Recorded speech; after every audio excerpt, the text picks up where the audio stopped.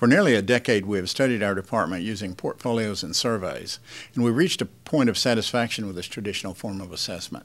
This year, we wanted to explore a more naturalistic form of inquiry. We wanted to learn about what our students and instructors were saying when they talked about writing. In addition, we wanted to learn whether extremely open-ended focus group research and discourse-based interviews in which students talk one-on-one with a researcher about their papers would help us investigate programmatic consistency and the consistency of discourse among students, part-time faculty, and full-time faculty. For the classroom focus groups, we provided students with an index card and asked them to write for 5 to 10 minutes about their experiences thus far in their composition courses at UALR. We then asked them to share what they had written. The conversations ensued from there, lasting anywhere from 30 to 50 minutes. As we reviewed the video data, we were pleased to discover a number of students and faculty talking about writing using concepts our department works hard to develop in composition courses. As a first attempt at organizing this data, we have broken this talk into 4 sections or movements corresponding to the Council of Writing Program Administrators' 4 outcomes for first-year writing courses. 1. Writing process strategies. 2. Critical thinking, reading, and writing. 3. Rhetorical awareness. And 4. Knowledge of conventions.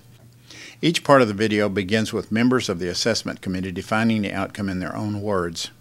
We then show segments of student and faculty talk, roughly corresponding to these organizing principles. They want to eat the elephant all at once. And we just teach them to take it one bite at a time. It's so hard to teach revision. Yeah. Because they want, okay, I'll write this. You want 1,000 words? Okay, I've got 1,000.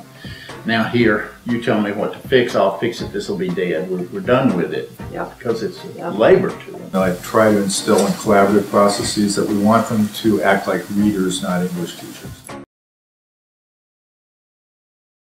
I do these cycles where I'll give like prompts for what paper we're about to do. Then we'd go through process. Then we publish. You know, we turn it in. We do low stakes writing for a while to almost give them a breather and remind them that it's not all about the high stakes writing. And then we go back again and do the same thing. I used to get really nervous when receiving writing assignments because I wasn't confident at all in my writing skills. But now I don't get as nervous. I find that I can organize my thoughts a lot better. And mainly, like, everything I've learned that has helped me a lot has come from Composition 1. We have a lot more class participation, and our writing comes off of that. We can choose our topics, basically. Do you feel that the participation in the class actually enables you to write better? I think so. It helped me. I'd second that. Yeah, give us more topics, give us a broader discipline, really, and more information about the topics. Rather than doing a lot of research, we just write about what we discuss, basically. I think it helped a lot with the brainstorming, because instead of just getting your own ideas, everybody in the whole class is, throwing out a few ideas about what they think about, certain topics, whether it's a painting, you get a lot of different perspectives. One of the main differences between my Comp 1 and my Comp 2 class was that my Comp 2 teacher was very active in the revision process with us. In both classes we did a rough draft, but it seems like in Comp 2, Carol's right, it was more of you kept working on it until you felt satisfied, and she participated with you. So it wasn't like you just had because in my Comp 1 class we would have a revision day, but here we all had meeting times where it was like you'd either meet one-on-one with her for a revision conference, or last time we had a group revision conference, and that was really helpful. I mean, I'm like what Grace said with the revision. I never revised my papers because I think I'm such a good writer, but in my Comp 1 class we didn't really revise and have time to do you do your rough draft, but most of the times it was just you write the paper and you turn it in. And with this class, she helped me to revise better because sometimes my thoughts, they're complete, but they could be better elaborated and things. So I think I'm a different writer now because I try to revise each sentence, and I take more time to write my papers now than I did back in Comp 1 because she spent more time revising and helping us to revise our papers. I was trying to figure out how I was going to write the things that you carry, and I didn't know if I was doing the punctuation correctly, and Okay.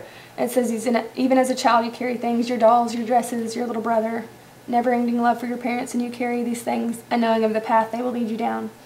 I wrote that sentence probably like 15 times before I could even get it to remotely flow.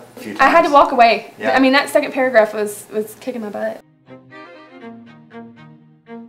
Who does this writer think I am? Who does he think he's writing to, and how do I know that? They recognize that they can challenge what that source has to say. I see it as twofold.